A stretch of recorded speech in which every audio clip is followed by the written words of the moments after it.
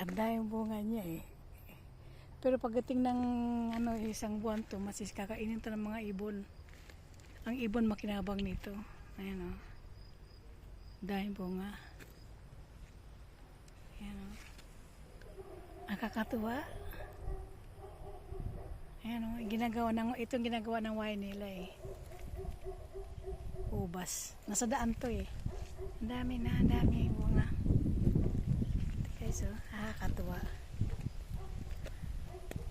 Nakakatuwa siya o. Ang daming bunga. Ito.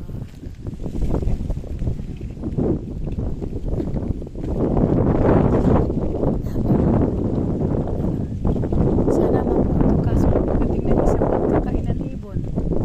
Ang ibon makikinabang nito. Ayan o.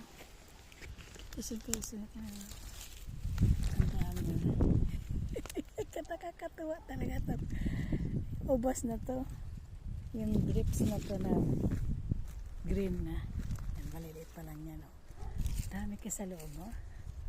Pero after 1 week to wala na. Sira na to. Walang kakain kasi dito eh. Kasi mga tao bumibili sa ng ubas. Mura lang kasi. Kaya sa tindahan mabili. Hindi na sama nito pagpag sa Pilipinas to. Naku, magkasawa kayo dito.